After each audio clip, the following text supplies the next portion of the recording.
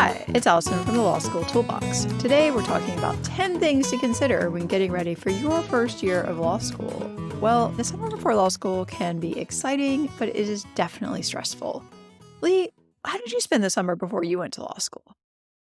Well, I was working for a lot of it. I didn't have a Same. ton of time.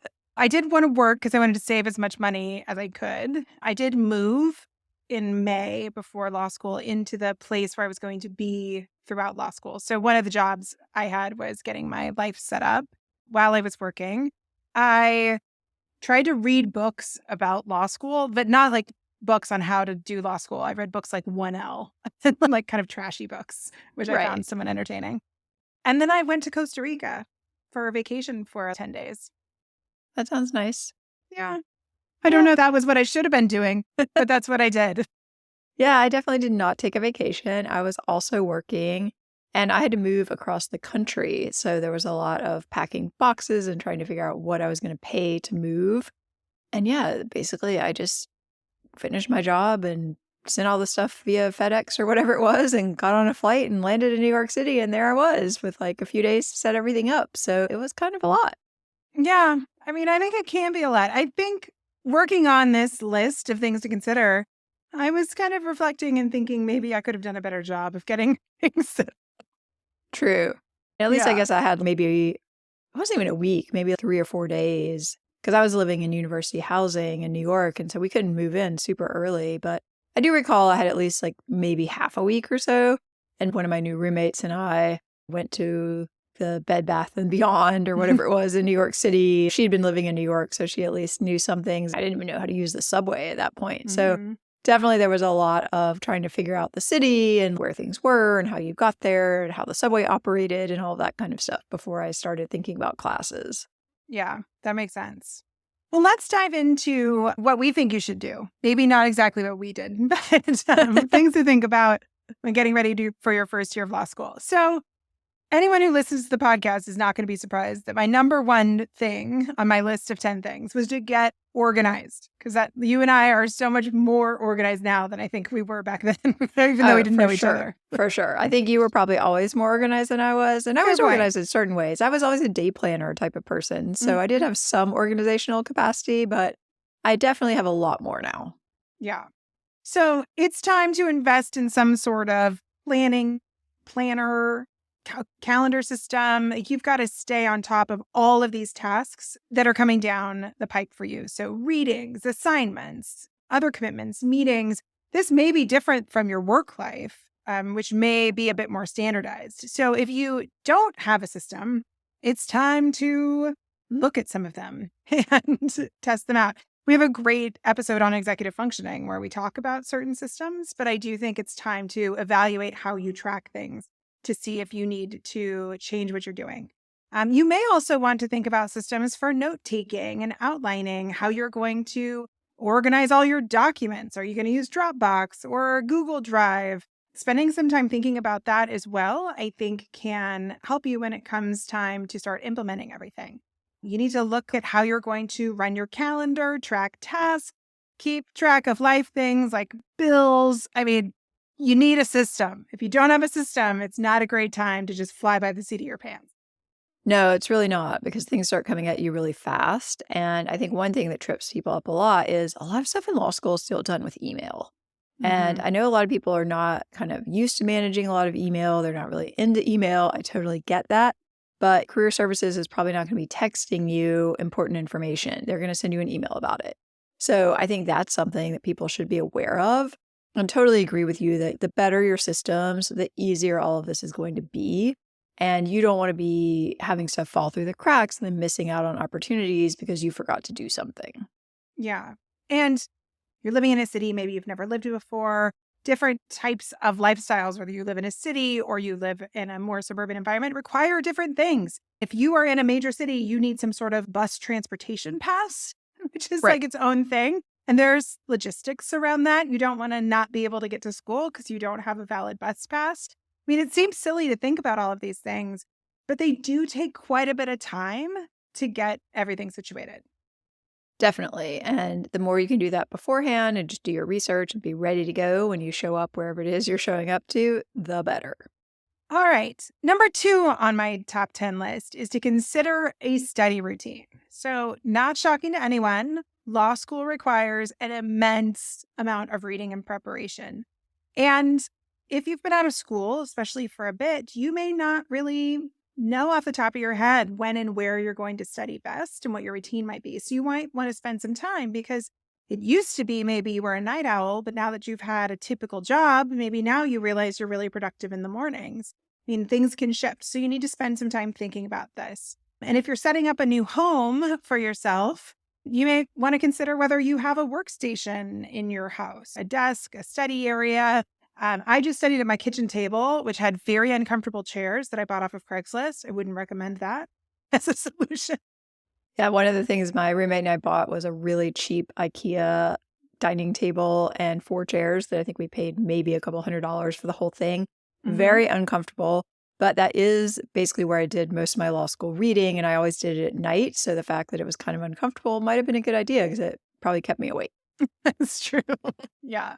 You may also want to check out different study locations. Let's say you've located to the place where you are going to be in school and you like to study in coffee shops.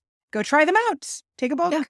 See where you think you want to be. I think it can be comforting to know that you have your spots that you can return to. And there's no reason why you have to wait for school starting to do that sort of stuff. No, and as soon as you get access to campus, you can also start checking out libraries there. So the place I was in school had amazing libraries, and I hardly ever went to the law library because I found it too stressful and counterproductive for me to be in there unless I was actively doing research. So I did not want to study there. But I would go to the architecture library, the undergraduate library. Like they had these beautiful buildings. I just found it helpful to be able to cycle through them so I didn't get so bored. Yeah, that makes sense. I used to study at the medical school at UCSF because they had a very beautiful library and it was never crowded because medical students don't really study in the library. They sleep in the library. That's what they did in the library. Interesting. Yeah. Teachers College at Columbia had a really nice new library at the time, and it was pretty unoccupied. And I remember they had fantastic chairs. So I started going there a lot. Yeah. See, it all comes down to the chairs. You have to have good chairs. Maybe that should have been on my list. Think about the type of chair you're going to be sitting in. I mean, to be fair, you do probably want to invest in some type of desk chair that is not going to give you carpal tunnel. That's true. Yeah. Or in some sort of workstation. I've got a laptop riser with multiple books underneath it to get it to the right height on my Same. desk. Yeah. I mean, you got to get creative. Well, number 3, along the lines of making sure you have a good desk chair, is you have to take care of yourself. And if you haven't been taking great care of yourself while you've been working, it is a really good time to try and think about what you need to do to take care of yourself because law school is extremely demanding. So when you think about all of the tasks you are going to take on, you want to think about how you're going to make time for exercise. You want to eat some healthy food. You're going to end up eating a lot of pizza at law school. So much pizza. So much Um, pizza. you want to make sure you have some sleep hygiene and some leisure activities that you like to do to avoid burnout. The other thing you have to think about is all the time you spend going to personal appointments. This week, I had a doctor's appointment. I had a chiropractor appointment. I'm trying to get a bunch of stuff done before summertime. And you start to realize that this stuff really adds up. You go to the dentist, you go to all of these things, and you definitely don't want to be missing school to do those things. It's much better to do them over the summer if you can, to not add to your to-do list when you are at school. Definitely. And, you may have better health insurance now that you could use to knock some of the stuff out. Maybe you have dental insurance, or maybe you have eye insurance that you might not have as a student. So definitely look at that, take advantage, make sure you get, refills on everything and all of this stuff. And if you're going to need new practitioners, that's also something you could be researching in advance because oftentimes it's hard to find people. Yeah, and there can be a wait to get in, Yeah. especially if you're not using your student health center. So it is probably a good idea to think about that ahead, especially if you do have prescriptions that you're going to need somebody to connect with. Great time to get blood work, up your supplement game, just get it all done, like Right. all done before school. Again, get Um, that plan in place.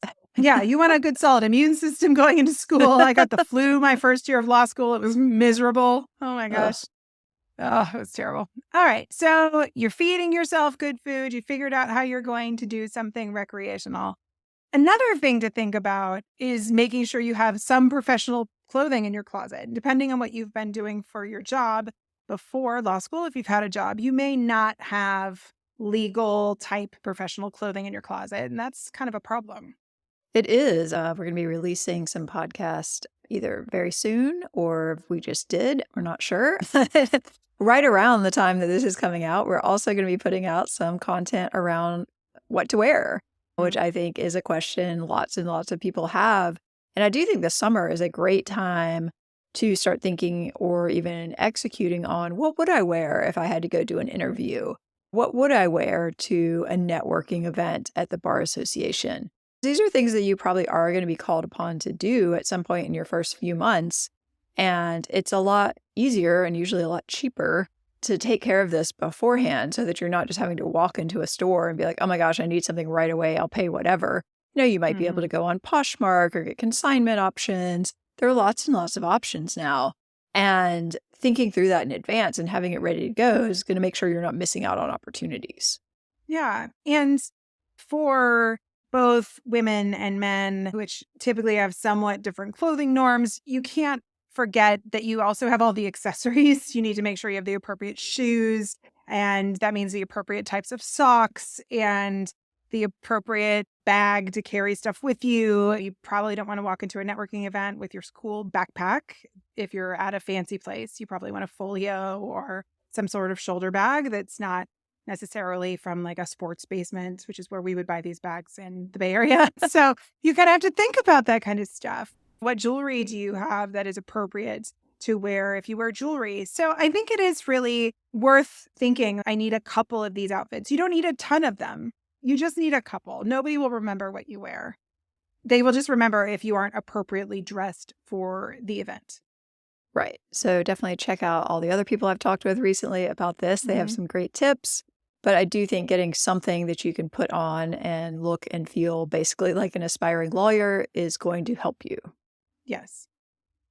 The fifth tip I wanted to discuss was something we've talked about on the podcast, as well as this idea that you should read something demanding, because you're going to do a lot of reading, like a lot. And reading fluffy, fun things, which I'm reading a great memoir right now, which is super fun, and you're just tearing through it. All of a sudden, you're like, I'm 80 pages in because it's just flying through the pages. Is very different than reading something dense. And I think sometimes if you only read things for fun that you can fly through, it can be so daunting to open a casebook and realize how slow and deliberate that reading is. And so it might be a nice time to get something a little bit dense. It doesn't have to be a legally dense work, just something that you're going to have to plod through a little bit to get used to it. And remember that sometimes reading is slow and difficult and not always easy. Right. I remember the summer before I went to law school, I did read, there was a big case that came out from the Supreme Court that I was interested in. So I was like, oh, this will be great. I'm going to read this opinion before I go to law school and really get up to speed. And it was like 100 plus pages. And I was just like, wow, this is really a slog. It took me like half the day to read this thing. And I was really happy when I got to law school and realized they edit the cases for you. Yeah. Because I was like, how am I even supposed to do this? This is going to take forever. Yeah. It's so true. So it's just good to flex those muscles a little bit. Remember that you can read more challenging text. Yeah, and I think it's a good idea too, just to do something different. The whole experience is going to be different. So as well as getting up to speed and remembering how to read hard things and focus, I think it's great just to do something different. Start to get in a growth mindset. So something fun. Pottery, dance, whatever you want to do, but you're not that good at, just go ahead and do it. Because I think that's going to be a great way to set yourself up for law school, which is going to be a whole new experience. Yeah. And it can be something you used to like to do. I mean, a couple of years ago, I took up tennis again, which is something I hadn't done in longer than I'd like to admit. And it was interesting because I could feel that my brain was tired from making all the judgments about coordinating your body, and you're looking at distance and speed of the ball, and you're anticipating in a different way. And it does remind you that some of these tasks or activities that you pick up, they just do exercise your brain in a different way. And law school's going to exercise your brain in a different way too. Very true. Very true. And I think doing something physical that you can then continue into law school. So something like tennis would be great. I also picked up tennis in the pandemic again after not playing for a very long time. Mm. But it was fun. It was something to do. It was social. It got me outside. It got exercise. I guess it's funny because I did take up squash in law school in the New York winters. So I did kind of go to racket sports. But if you do something, whether it's a running habit or tennis or whatever it might be, pick your poison. But anything you can do and continue, I think would be a great thing to try out this summer. Yeah, I agree. Be great to look at what leagues there are or group classes. Because if you're worried that some of these activities might become really prohibitively expensive, oftentimes communities have group classes that have series that are not that expensive, or you can pay in a league. I play in a tennis league some seasons, and the entry fee is nominal. It's just so Yeah. that they can give somebody $100 who wins the event or so, wins the tournaments or whatever. But sometimes it's not prohibitively expensive to participate in these things, even if you're watching your finances. Right. In the gym at my law school, they had classes that were dirt cheap. I took Mhm. belly dancing. I took some yoga. That's how I did the squash. Mhm. So whatever it is, I think look around. I mean, you're a student. You're going to be paying a lot of money to your school. Yeah. So look to see what they have to offer you because chances are good they have a lot. Yeah, 100%. All right. Tip number 7 is we definitely want you to spend some time thinking about finances. No one likes to think about money, but money is super important. We have a few podcast episodes out there, specifically one on the Law School Toolbox podcast that we will link to with the founder of You Need a Budget. But if you don't like to think or talk about money, I think you should listen to that podcast because it's not really talking. It's just passively listening. And if you've never created a budget, now's a great time to start thinking about that.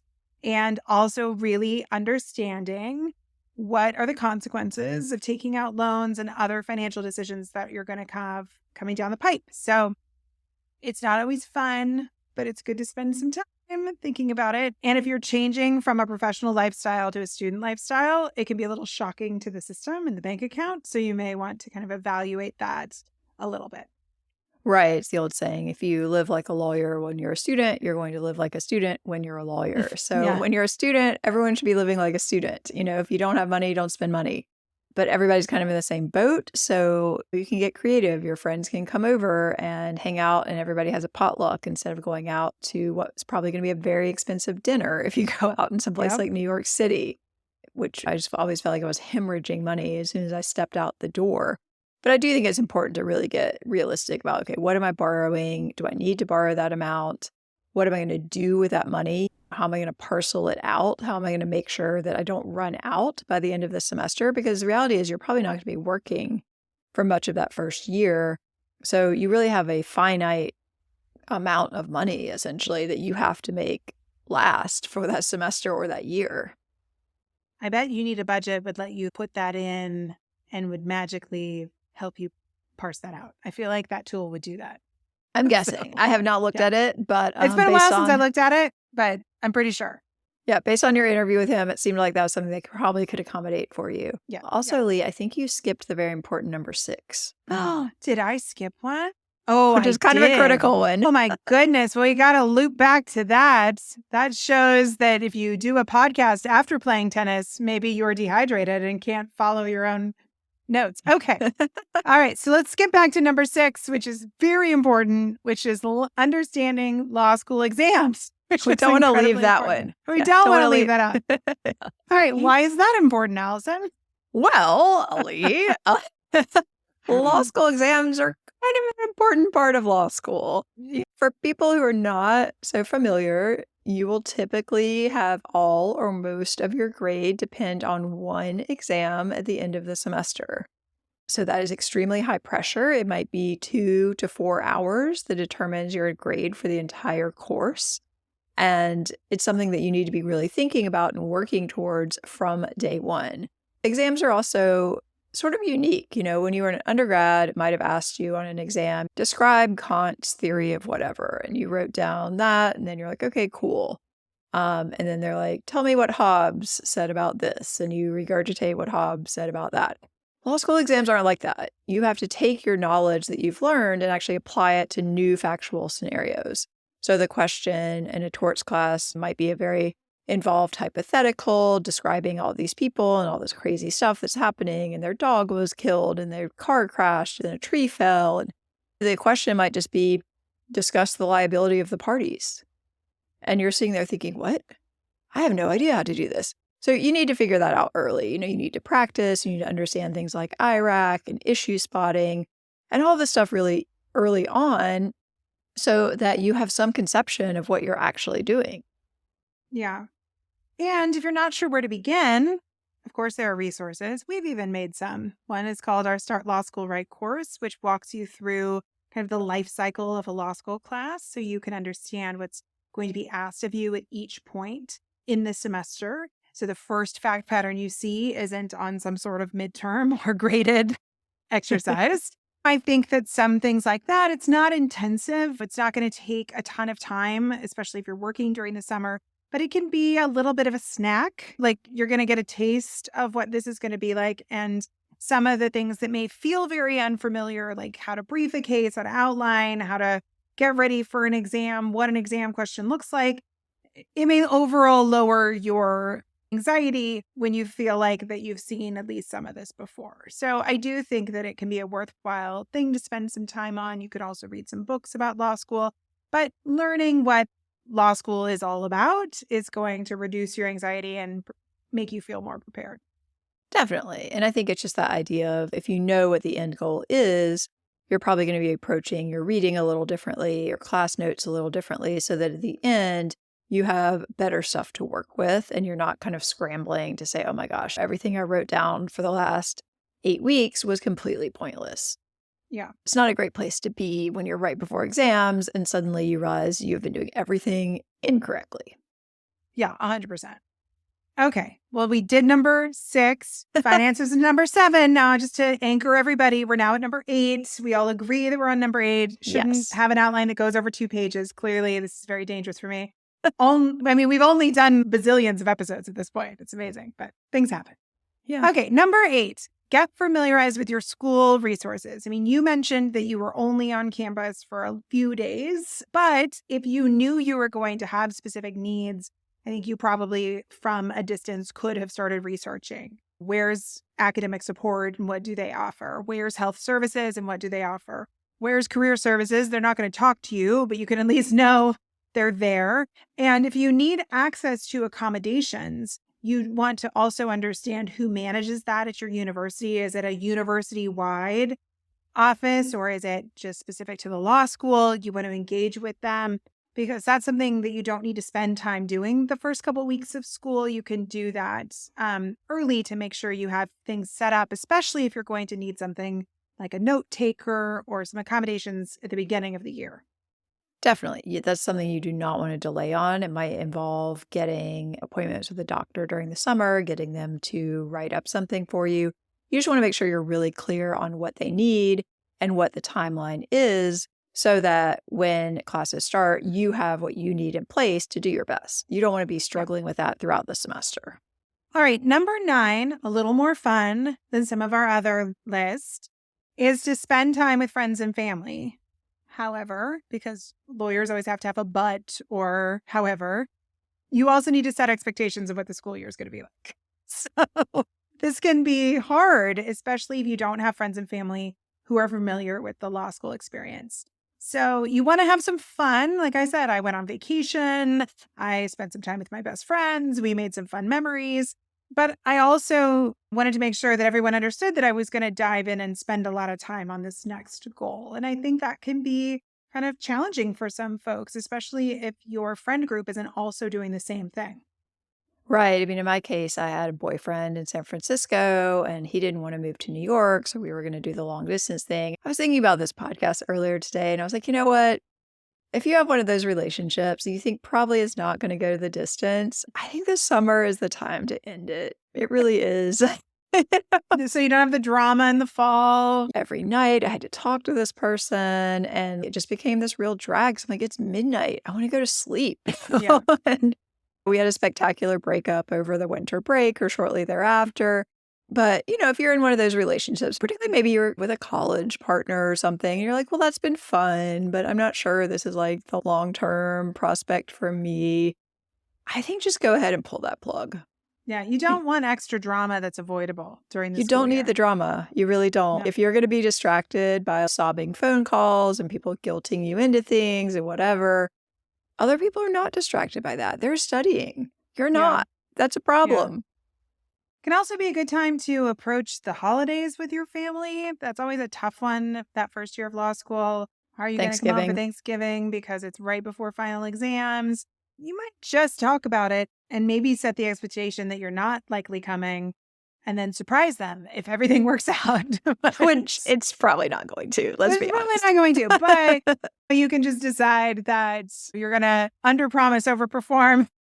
So, Definitely. 100% yeah. agree. It is amazing how big a deal Thanksgiving becomes for people. And I think if you can just Yes. get on out ahead of that and say, you know what, things might be different this year. I'm just going to go ahead and set that expectation. And if it works out, I will do my very best to be there as normal. But there's a very good chance that will not work out. Yeah.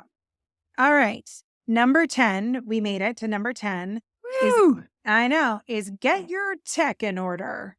Yeah, definitely. So we're not Yeah. saying you have to go out and buy like a brand new laptop. And we have discussed this, I think, on different podcasts. We don't even necessarily think that is a good idea. It might make sense to wait a couple of years and do it before you take the bar. But you need to have something that works and is reliable and is helpful. So if your laptop battery does not function, you need a new laptop. That's the bottom Yes. line. If your phone does not receive text messages or the battery lasts 30 minutes, you need a new phone. It doesn't have to be the top of the line iPhone, but you need something that is reliable and functional and allows you to actually do the things you need to do, because otherwise your life is going to be a mess. Yeah. You can't have stuff crashing on you. It's just bad news. So not only make sure your tech is stable, then learn how to use the tech that you need. So if you've decided that Google Docs is going to be the end all be all, don't come to me because I'm terrible with Google Docs. Google Docs and I do not have a great relationship, even though I'm part of a lot of organizations, not ours, that love Google Docs and I'm forced to use them constantly. But if you've decided that's what you're going to do, make sure you actually know how to use it. You know how to keep your files organized and you can find things and you know how to save things and back things up. It depends. Everybody has a different level of comfort with technology and you want to make sure that whatever you're going to use, you know how to use it. Right. And I think that backup is so, so critical. We have had so many people that we've worked with who have lost really important documents in very poor timing. Things they were getting ready to submit to a journal competition, final exam, to take home exams. Things happen. You have to be backing stuff up and it has to be automatic so that you do not have to remember to do it, because you will not remember to do it just at the right time and you will lose work. And that is not something that you want to be doing. No, it's just so critical. And sometime I feel like these days, especially, tech gets buggy. For instance, I've got some low level tech problems. For some reason, my photos don't connect to my laptop. I don't know why. Not mission critical for law school, but I can tell you how to back those up automatically to Dropbox, Lee. Yeah, I know. Well, they do it from my phone. They just don't do it from my laptop. It's all very confusing. But for a project, I need to be able to access them. Like little things like that. Good to just make a Genius Bar appointment or whatever. Get it taken care of because you don't want lingering things. Like you were saying, if you're worried that the battery's not going well, take it now. Because what I have also learned as somebody who frequents the Genius Bar is that when you have these lingering problems, even if you don't think that they are very important, they sometimes take your laptop away. Yes, exactly. And you don't want to do that during school. No, it might be gone for a day or two or more, depending on where you live. And yeah, you go ahead and deal with these things. I will say the other cool piece of tech I've recently learned about is if people want to handwrite their notes, there's a super cool product called Remarkably, I think it is. We're not getting paid to promote them, but it's kind of awesome. It literally feels like writing on paper. I tried it out. 2 people at a table I was at had one. But if you are thinking of handwriting, that might be a great option to consider. A little pricey, but maybe someone will buy it for you. Yeah. I like the Kindle Scribe as well. That's another good option if you want to handwrite on to tech. Something else to consider. These are all the things you want to figure out before you start because you want to get it. You want to practice with it. You want to get used to it. You want to make sure you can back up those notes. Oh, goodness. You don't want to lose Yeah. Yeah, basically, you got to get your process in place. You got to get your tech stack in place, as they say, and then your process in place to make sure everything is going to be seamlessly backed up so that your life is not completely ruined if your computer crashes or gets stolen or lost or whatever. Yeah. The one other thing kind of about tech is automate what you can when you're setting up everything. Automate your bills, automate whatever you can. Automate as much as possible and then use thoughtful calendaring tools or tools like Trello to make sure that things don't fall by the wayside. Because I think that the busier you get, it's easy to say, oh, have I not paid that bill in 2 months? I think you want to just try and utilize your tech to make things happen as seamlessly as possible. Yeah, I think that's the story of going into 1L year. Get your stuff together and make your life easier because you're going to be really busy doing important stuff and you don't want to be dealing with all this piddly junk, Oh, basically. I know. Like car stuff. Oh my gosh, we didn't even touch on that. Ugh. Oh, yeah. Anyway, deal with your car too. You can't have a car breaking down all the time. There's so many things. So make a list, spend some time on it. Your future self will thank you. And that's really the theme of this episode is do things now so your future self will thank you. Awesome. Well, thanks everyone for watching and be sure to subscribe so you don't miss anything. And we'll be back soon with more.